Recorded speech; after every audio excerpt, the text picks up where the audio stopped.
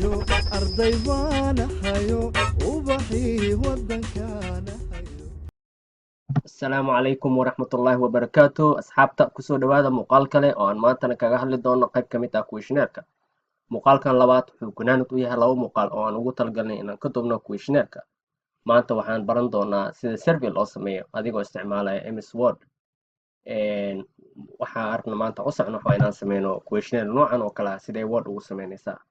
Si intaanan bilaabin ka hor aan mar kale idin xasuusiyo codsiniga ah fadlan videogan like saar channelkana subscribe dheh si ay dad badan Soomaali ah aan halkan ugu kulmino waxbarashadan wehel ku ah. Videogan sidaas ayuu ku faafi karaa oo dad kale ay ku arki karaan. Maanta maxaan rabnaa laba shay. Muuqaalkan waa kooban yahay maanta. Laba arrin bis aan baranaynaa. Number 1 haddii aad questionnaire sameynaysid waxaan kula wadaagaa talooyin ku anfici doona markaad questionnaire sameynayso. Marka I will share with you some tips. Qodobka labaad Wordkan furaa questionnaire-kan gacanteeda ku sameynaa. Aan galna marka. Questionnaire haddaad sameynayso waxyaabo qaar waxaa jira inaan niyadda ku haysan rabo. Su'aal walba oo aad sameynayso waa inay ahaataa brief and to the point. Dadka qaar su'aalaha markay sameynayaan waxay isku dayaan inay su'aashii dadku u sharxaan kadibna su'aasha ay weydiiyaan. Ha sameyn sidaas. Su'aasha ha koobnaato hana yaraato simple ha ahaato. Toos u weydii qofka. Waxba ha u sharxin. Qofka aqoontiisa ma cabiraysid ee fikirkiisa questionnaire ku cabiraysaa. Marka tusaale ahaan hadda kale let's go here. Hadda inta fiiriso su'aashan fiiriya qofkan wuxuu dhahay it said it's important to eat regular meals. Muhiim waa inaad cunto si joogto u cunto. Dietitians say that breakfast is the most important meal of the day. Dhakhaatiirtu waxay dhahaan quraacda waa cuntada ugu muhiimsan maalintii. Do you eat breakfast? Su'aashaas warraba. Wuxuu u socday su'aashan ay ahayd markaasuu hadalkan dheer ku dhahay. Marka adiga qofkan saan waajah wareer unbuu qofka qaadaa su'aal fiicanna maa qaabkan wax loo weydiiyo. Instead asaas dhihi lahayd su'aashaad maxaan dhahnaa hadda qodobka koowaad brief ahaato to the point ahaato. Tusaale ahaan do you eat breakfast every day? Kadibna inta yes iyo no dhig. That's simple. Qaabkaas u weydiiyey. Su'aasha ha u sharxin dadka. Marka fiiriya hadda maxay kula duwan yihiin labadan su'aal. Number 1 su'aashan fiiriya even wuxuu weydiinaya every day hours waqti aan u sameynay. Laakiin do you eat breakfast goormee isbuuci mar miya maalintii miya maxaa ka wadaa. Marka su'aalaha ambiguous-ka dhan ka fogow. That's number 1 tips ka su'aashu ha ahaato brief to the point ahaato. Number 2 waxaa ka fogaataa mar walbo overlapping choices. Dadka markaa choice siiso kuwa qaariyaysan isku soo naqnaqanin. Maxaan ka wadnaa iyadana aan idin tuso. Overlap choice waxaa laga wadaa kan oo kale. Fiiriya dada waxaa tiri sanadkooda rabaa inaan baaro. Okay sanadku waxaa tiri option koowaad 18 jir qofka ah ilaa 25 jir ha doorto meeshan. Qofka 25 jir ah ilaa 30 ha doorto inta 30 jir ilaa 35 inta 35 ilaa 40. Su'aal ama meeshan imaanaysa. Qofki jira 25 sano intuu dooran ama intuu dooran doonaa mise intuu dooran doonaa because waxaa tiri 18 ilaa 25 halkan ha ahaato 25 ilaa 30 inta. Marka 25 laba meel way jirtaa intee la dooranaa. Saan 30 kale sidoo kale intee la dooranaa. 35 labada meel way talaa intee la dooranaa. Marka su'aalaha noocan waxaa la overlapping choice way isku soo noqonayaan ka fogow. Qaladka kale meeshan jira waxa qofkii 18 sano ka yar muxuu dooranaa. Qofkii 40 sano ka weynna muxuu dooranaa. Mujida su'aasha marka age marka dad weydiinaysa qaabkan ha u dhigin. Maxaan ka dhigaynaa qaabkan u weydiinaynaa. Qaabkan intimaw yes intaan tagno. Su'aasha marka age weydiinaysaan dheh. Waxaan dhahaynaa under 18 dadka ah meeshan ha doortaan. Under 18 wixii ka yar 18 iyo 25 waxaa inta 26 ma dhihin 25 waxaan ka bilaabaa 26 ilaa 30 inta ha doortaan. Over 30 wixii ka weynna halkan ha doortaan. Wax isku soo noqdo ma jiro maya. Wixii 18 sano ka yar waa kan wixii 30 ka weyn waa kan wax overlap ma jiro. Qaabkaas u sameeyay su'aalaha age-ka marka dadku weydiinaysa. Problemka nooca maxaa la overlapping choice waaye. Problemka aan halkan ku soo sheegnay ka fogow overlapping choices. Qodobka kale oo aan sheegayna waxa waaye ask specific questions mar walba weydii. Su'aasha toos ha u caddaato. Tusaale ahaan oo kale meeshan haddaad fiiriso su'aalo inta badan waxaa jiro dadku ay weydiiyaan dadka oo la dhahay how often do you do this and this. How often this and this. Dadka how often su'aalaha la dhahayo dhan ka fogow sababta ah how often tusaale ahaan waxaad dhihi kartaa optionskaada A rare, B sometimes, C all the time. wax noocaasa dadka sii kartaa laakiin how often taan oo rareka optionka ah dadku way ku kala doonaan karaan rarely dadaa waxay u yaqaanaan maalintii tusaalahaan waxaa tiri how often do you use the internet internetku sidee u isticmaashaa rarely miya sometimes miya ama all the time miya rarely markaa option ugu dhigtid dadka qaar rarely waxay u yaqaanaan hal maalintii hal marna internetka isticmaasha dadka qaar waxay u yaqaanaan isbuuci laba mar ama 5 mar bishii qofba rarely si u yaqaana marka how often waa confusing waxaa toos u dhahdaa how many times do you use the internet per month or how many times do you use the internet per day saartu weydii like toos su-aashu weydii how often su-aalaha lahay they are not specific iska ilaali su-aasha qodobka kale aan rabno waxa waaye don't ask leading questions waxyaaba waxaa dhaha jiro oo lahay leading questions maxaan ka wadnaa tusaalahaan aad idin tuso waxaad tiri su-aashaan oo kale qof weydiis waxaad tiri do you agree that watching too much movie is bad for your health don't you agree that miyaadan igu raacsanayn in television badan lala daawo caafimaadkaada inuu wanaagsan yahay su-aashaan markaa fiirsid iyadaa jawaabta bixinaysaba maxaa waxayba dhahaysaa miyaadan igu raacaynin agree igu raac caadi ah waaye miyaadan igu raacaynin in television badan la daawo caafimaadka inuu xun yahay marka qofkii yes meeshaan la aadi doonaa because qaabka u samaysaa su-aasha waxaa ah qofkii meeshaan aado hadalkaana niijab ku ridayo oo wuxuu isleeyahay wax dadka dhan ee bad u arkaana adi kaliya inoo dhahaysaa marka su-aalaha noocan ah oo don't you agree don't you disagree aad dadka dhehaysid waxaa la lahaa leading questions dadka ha weydiin qodobka kale ugu dambeeya intaanan wordka furin oonan bilaabin qorista waxa waaye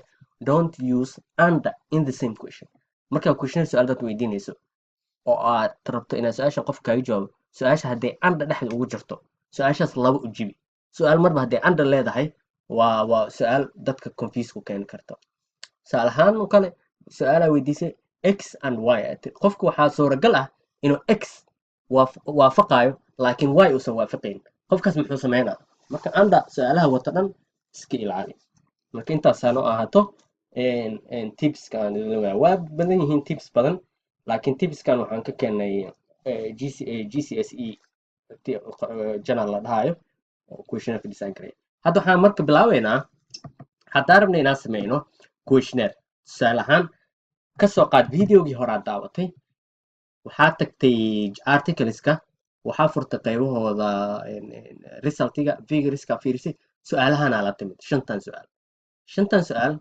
waxay kulli quseeyaan awareness of e-commerce ay quseeyaan shantan su-aal marka waxaa rabtaa inaad questionnaire ahaan u samaysid sidee u sameynaya okay markaa rabtid inaad bilaawdid waxaa ka fikiri horta questionnaireka waa inuu ka koobnaadaa kow box numberska dhan aad qoraysid 5 su-aal 1 2 3 4 5 boxka kale su-aasha inay ku qoran tahay 5 box kale ku xigana waa inay yihiin disagree agree neutral waxaa 5 adiga inaad inta ku qortay la rabaa marka meeqa soo ku haystaa inta oo 5 ah iyo 2 7 ku haystaa 7daana box aad sameynayna waxaan dhahaynaa wordka qaybta insertiga tag insertigan aan tagaynaa kadib waxaan dhahaynaa insert waxaan dooranaynaa tables markaad doorato waxaad samayn kartaa toos waxaan dooranaynaa number insert geli meeshaan inta dooran waxaan dhigi karnaa column nooga dhig maadaama hadda 5 column aan soo dooranay 5 column ka dhig rowgana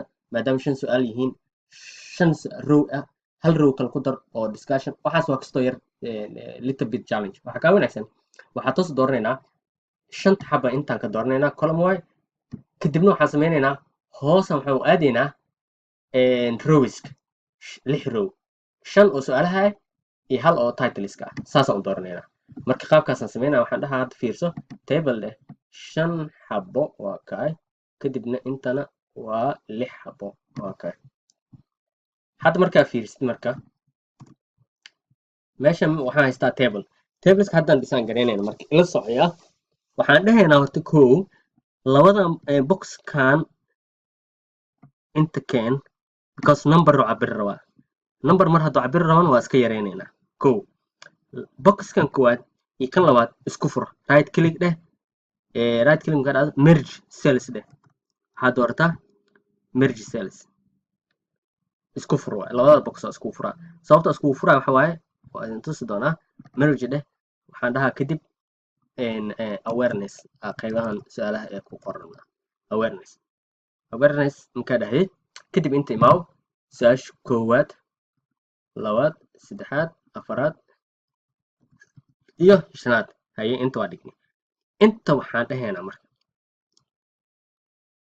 5 box ma dooranay oh sorry waxaan rabnaa inaan doorno 7 box marka waxaan dhahaynaa toos inta 2 box kala geli right hal ku dar mid kalena ku dar waxaa la rabaa inaad dooratid ha ilmaamin 7 1 2 3 4 5 6 7 column okay column-kan iyo ha ii dambeeyaan su'aalaha marka soo qaada su-aasha koowaad maxay ahayd tan waay soo qaad inta kan ku dar kow su-aasha labaad su'aalaha marka soo qaada markaan soo qaado intaan wada gelgelinaa marka waa idinku soo noqonaa marka waa soo dhamay marka waa gelgeliyey hadda marka markaa gelis qodobka ugu xiga waxa waaye inta inaad tiraahdo strongly disagree okay kan ku xigo disagree kan ku xigo neutral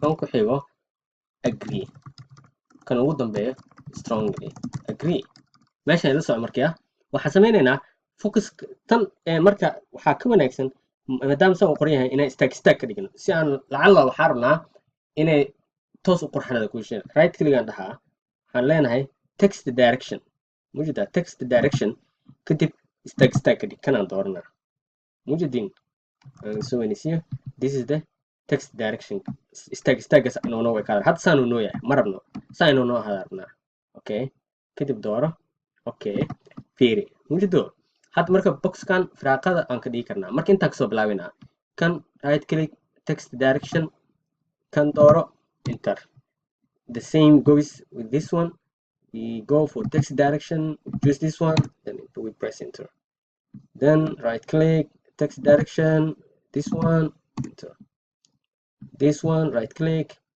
text direction then this one then enter now it looks beautiful right okay then isku dhaweyno mid kasto intuu la egyahay aan dhaweyno space si su'aalahan noogu helaan ma fahmiyaad warkaas kadib inta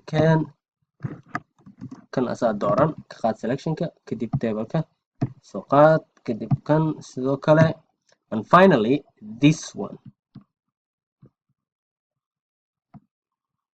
now questionkan soo wajahay aad u qurux badan yahay maxaa had sameynaynaa waxaa rabaa inaan fahansiiyo dadka qaar kastoo yaroo ku wareeraan one su'aalaha qofka waxaa rabnaa inaan siino qofkuu rabo doorna mogtahay annaga waxaan dhahaynaa saaran 1 2 3 4 5 marka kadib inta keli ku dheh halaan hal mar highlight gare control c copy dheh kuu kala tag ee kadib control v ku dheh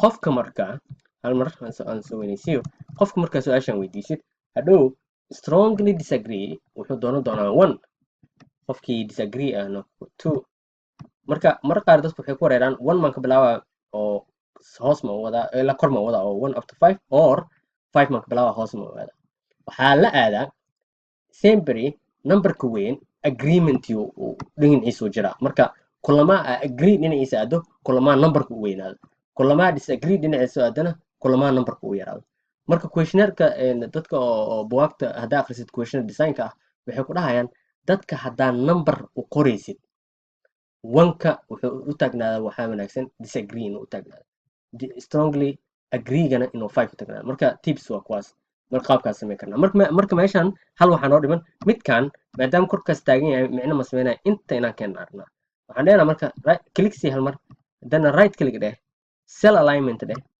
rowga labaad kan dhexaad rowga labaad mid ka dhex dooro okay now it's here hadda marka hadda u fiirsid questionnaire-keena it looks beautiful right so that's how you do a questionnaire design marka kan wax waaye Likert scale kuwa kalena waa simple sida data sameynaya box isticmaal haddii su'aalaha age-ka iyo marital status ay weydiinaysa age-yadan isticmaal age-ka si weydiinay insert dhehe shape aad doorane kadib waxaad dooranaysaa text box kan kadib meesha aragtina hadal qorta yes agteeda dhigaysa box that's all mid kale aragta waxaa u noqoni control C le dheh kan le paste dheh kadib drag ku samee meesha aad dhig sidoo kale dan control C control V dheh meesha aad dhig that's how easy it is markaad sameynaysid boxyo caadi ah laakiin markaad sameynaysid questionnaire qaabka hadda aan sameynaa maraysaa I hope this video was useful haddii ay tahay markii ugu horeysay ee aad channelkan muuqaal ka daawato waxaan kaa codsanayaa inaad riixdo subscribe si aad qayb ugu noqoto bulshada aan halkan ku dhisayno haddiise aad doonayso in fariim ahaan aad u hesho had iyo jeer wixii aan ku soo kordhino channelkan waxaad riixi kartaa sumada u eg gambaleelka ee ku taala dhanka midig ee subscribe mahadsanid